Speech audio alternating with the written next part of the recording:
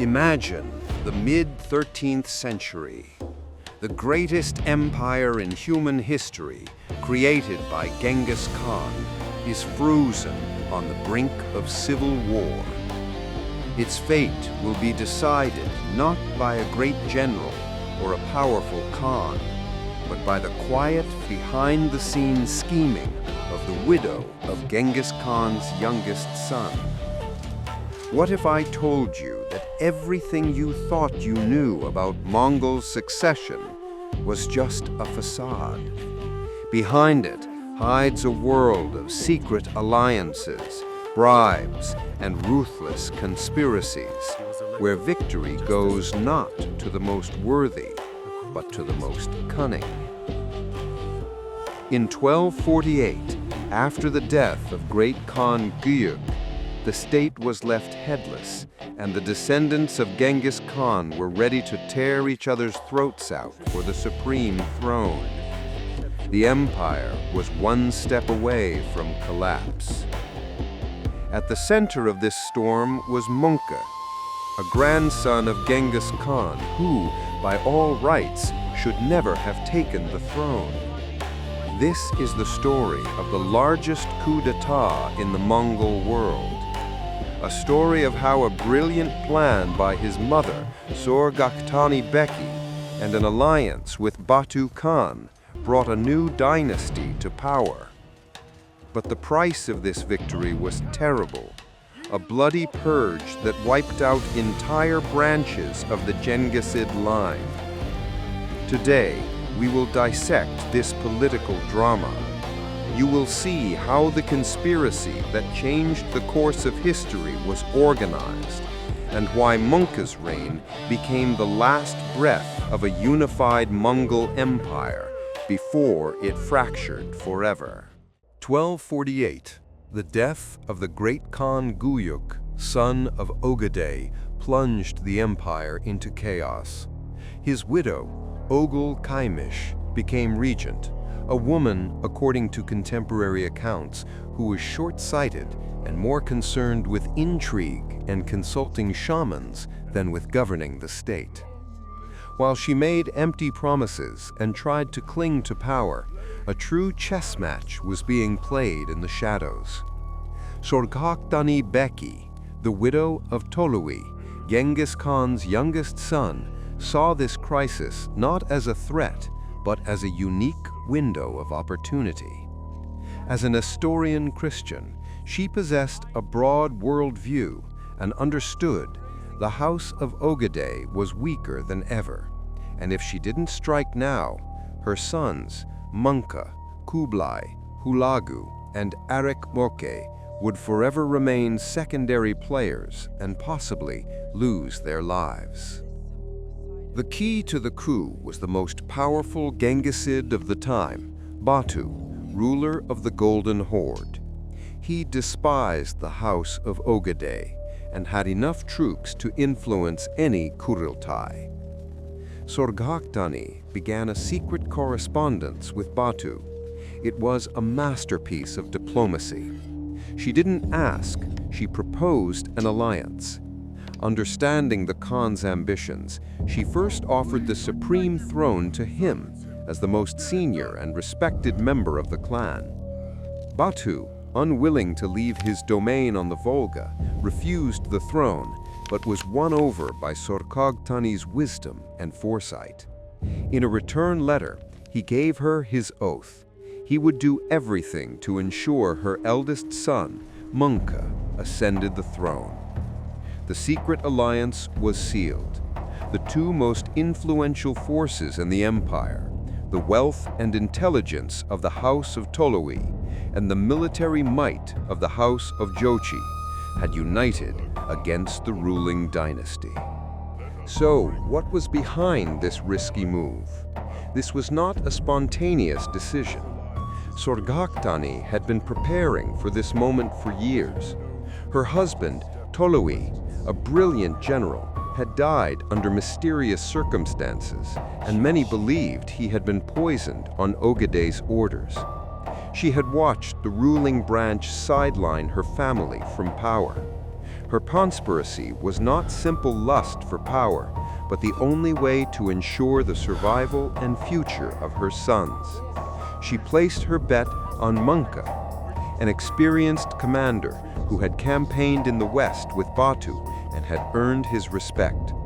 Sorghaghtani was acting not as a vengeful widow, but as a cold strategist who knew exactly, to win this game, you must secure the backing of the strongest and strike at the enemy's moment of greatest weakness. The secret alliance was made, but now the coup needed to be legitimized in the eyes of the Mongol nobility. The first attempt, convened by Batu, failed. Representatives from the houses of Sorghaghtani and Sorghaghtani, understanding full well they were being led to a political execution, simply refused to attend, citing illness and poor health. A dangerous stalemate ensued. The empire remained without a leader, and the feuding parties gathered their strength. It became clear that persuasion would achieve nothing. A demonstration of force was needed, one that would leave the opposition no choice but to submit or die. In 1251, Batu went all in. He announced a new KURULTAI in the heart of Mongolia, on the Kerulen River, a place sacred to the clan of Genghis Khan. But this time, he didn't just send envoys, he sent his brother, Berke, at the head of a massive army. Officially, this was to protect Möngke and the delegates. Unofficially, it was a direct military threat. When the hostile princes again refused to come, Berke acted without hesitation. He opened the KURULTAI without them. On July 1st, 1251, surrounded by tens of thousands of Batu's warriors, Möngke was raised on the traditional white felt and proclaimed the fourth Great Khan of the Mongol Empire. This was no longer politics. This was an ultimatum backed by steel. So what was this KURULTAI in reality? It was not an assembly in the traditional sense, but a brilliantly disguised military coup. Batu and Sorghaghtani used the sacred institution to legitimize a power grab. Their opponents, by boycotting the assembly, had hoped to render it illegitimate, but they miscalculated. They underestimated their enemy's resolve. The Toluids and Jochids had demonstrated a new principle of power in the empire. Right was not with tradition, but with superior military force. Formally, all rituals were observed, but in essence, it was the end of the old system where decisions were made by consensus. From this moment on, it was clear that dissenters would not face debate, but the sword. And that sword was now drawn. Proclaiming Möngke as Khan was only half the battle. His enemies, the princes from the houses of Sorghaghtani and Sorghaghtani, were not about to give up. They had ignored the KURULTAI not out of cowardice, but because they were preparing their own plan. Their plot was daring. Under the pretext of offering belated congratulations, they would arrive at Möngke's enthronement celebrations with hidden troops and attack the new Khan when he least expected it.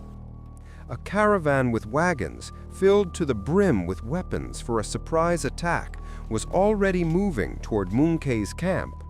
The political confrontation was about to become open war. The plot was discovered almost by accident. One of Möngke's falconers noticed the suspicious caravan and reported it. The new Khan's reaction was swift and merciless. He did not wait for the attack. A tribunal was organized under his loyal supporters. Mass arrests and interrogations began, which quickly escalated into a full-scale purge. Dozens, if not hundreds, of high-ranking nobles and Genghisid princes were executed. The former regent, Oghul Kaimish, on Sorghaghtani's orders, was sewn into a felt sack and thrown into a river. Blood flowed freely across central Mongolia. This was not just a reprisal against conspirators, it was the methodical elimination of the entire old elite. Was this brutality an act of paranoia or cold political calculation? Undoubtedly the latter. Möngke and his mother understood, leaving so many direct descendants of Genghis Khan from hostile lines alive meant condemning themselves to endless conspiracies and rebellions. In Mongol politics, there was no place for a losing opposition. Any Genghisid was a potential claimant to the throne. The purge was horrific, but from the perspective of consolidating power, it was an absolutely necessary measure. It solved three problems in one stroke. It eliminated all rivals, centralized power in the hands of Tolui, and sent a terrifying message to anyone who dared to doubt the new Khan's legitimacy. On this bloody foundation, Möngke was able to build his vertical of power. Having dealt with his enemies, Möngke faced a new, far more complex challenge: chaos. The empire he had inherited was colossal, but practically ungovernable.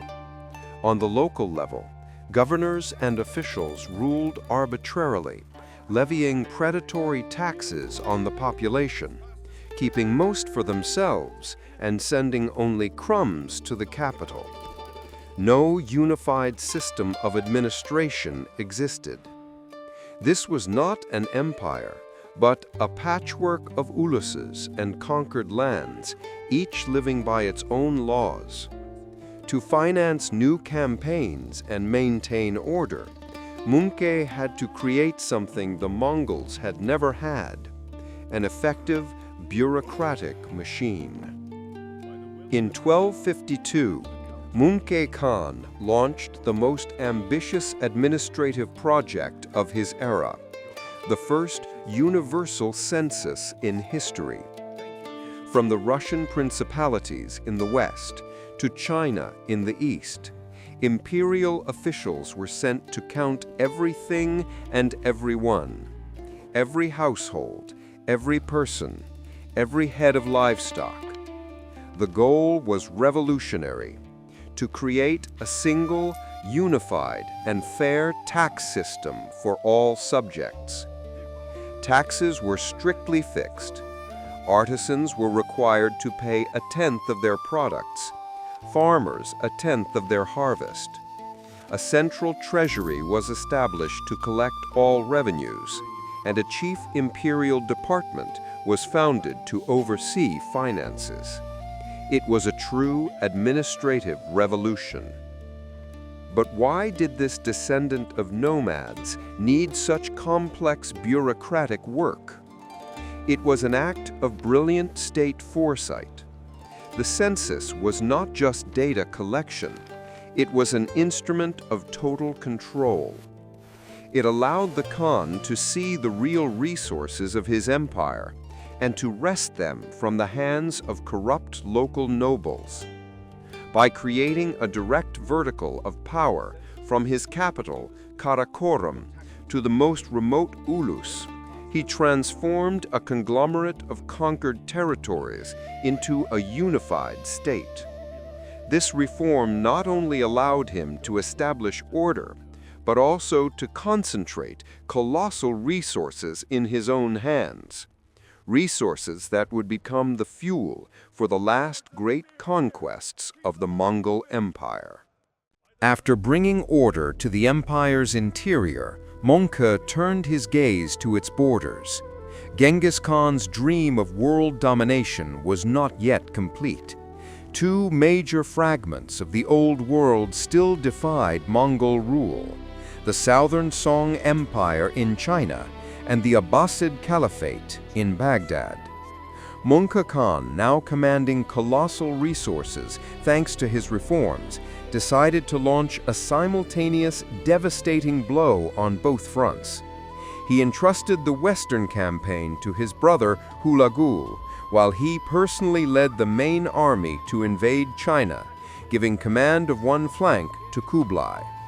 This was the peak of the House of Tolui, Three brothers were simultaneously leading the world's greatest armies to conquer the last unbowed civilizations. But Möngke was not the kind of ruler to sit idly in his capital.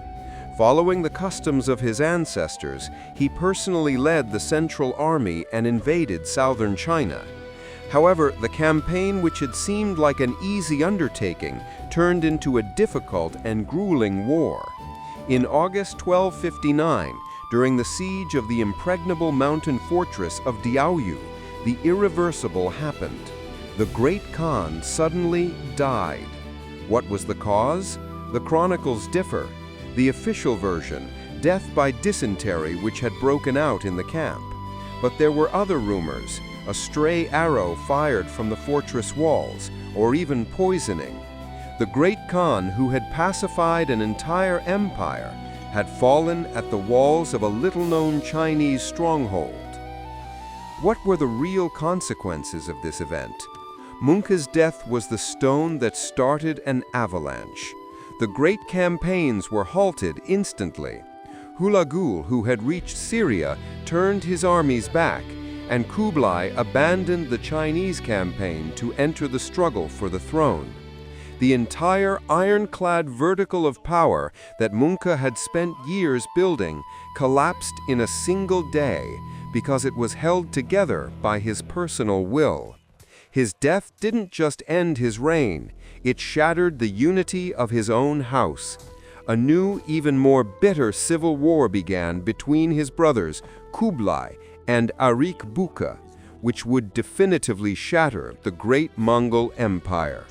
Paradoxically, the last Khan of the unified empire, by his death, himself triggered the mechanism of its final collapse. So, who was Möngke Khan? A brilliant reformer or a bloody tyrant? The history of his reign showed that the one was impossible without the other. Möngke's path to the throne was a chain of 5 key stages. First, his mother's brilliant conspiracy, which forged a secret alliance with Batu. Then the daring KURULTAI, where military force replaced ancient law. This was followed by a ruthless purge that physically eliminated the opposition. And only on this bloody foundation could the great imperial reform grow, turning chaotic conquests into a functioning state. Finally, his last campaign, intended to complete the work of Genghis Khan, ended in a sudden death that put a final end to the history of the unified empire. Each of these events is a link in a single logical chain. Möngke saved the empire from collapse, but the system built on his personal power proved too fragile. His death instantly brought it all crashing down and ignited the flames of a new civil war between his brothers. The victor to emerge from it would be one who chose a completely different path, Kublai. It would be he, a grandson of Genghis Khan, who would leave the Mongol steppes to become a Chinese emperor and found a new dynasty. How he managed this and at what cost is a story we will tell in our next episode. Subscribe to the channel and hit the bell icon so you don't miss the continuation of this epic history.